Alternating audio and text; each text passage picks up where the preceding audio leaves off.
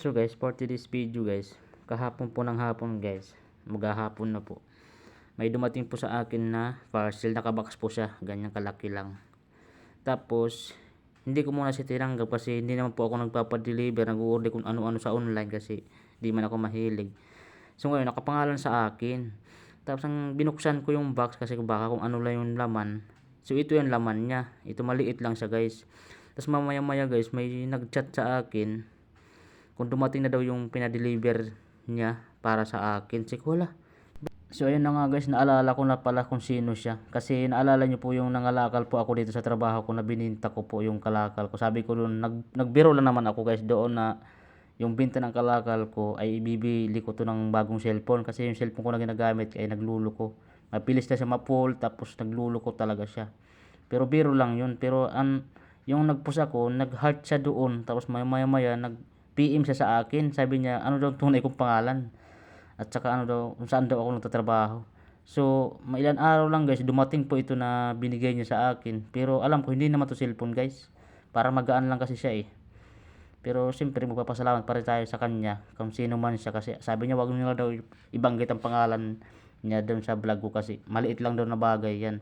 Ayan guys, so ngayon bubuksan natin to guys kung anong laman niya guys. Thank you talaga ma'am. Walang paano to. Hawag na rin palagay kayo ma'am, maraming salamat po sa iyo sa binigay mo sa akin. Ito guys, ang laman siya oh. Hindi ko alam ang laman siya. Parang speaker man siya. Huwag na patagalin ko, excited ako eh. Siyempre pinakita ko lang sa inyo kasi siyempre para may ma-funding kayo. Legit talaga siya. Siyempre hindi ko alam bakit may bigay sa akin, diba? Ito naman tayo sikat.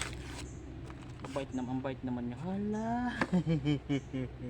Mic siya guys, mic. Guys, mic siya. Panis, may mic pala binigay sa akin ni madam. Tingnan mo guys oh. Mic. Mic siya guys. Ito yung nakikita ko sa mga kasamahan ko na nagbablog na may mga mic sila.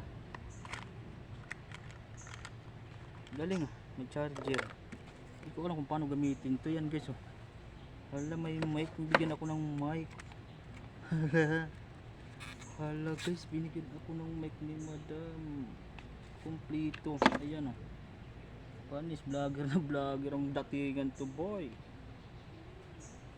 Paano to gamitin? Patulong nga tayo guys. Palang.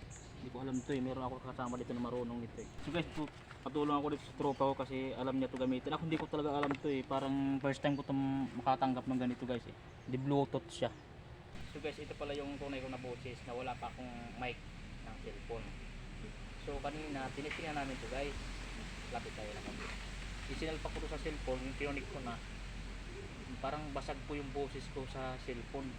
So ngayon, ipaparinig ko po sa inyo yung boses ko na may mic na po yung cellphone ko. Let's go. Guys, nakasalpak na po ito sa cellphone ko. Bali na po.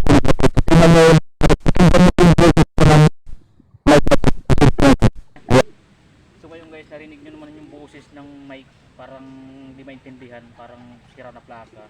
So ang gagawin natin, hiram tayo ng ibang cellphone. Dito sa katrabaho ko may cellphone siya. So doon natin i-testing yung mic na binigay sa atin kung alin na may sira, cellphone ko talaga o yung mic na bago. Kaya let's go. So guys, ang mic kanina, kinunik ko dito sa cellphone ko para siyang makaragas, para siyang sirang plaka. So ngayon, humiram po ako ng ibang cellphone dito sa kaibigan ko. Yan po yung ginagamit niya ngayon.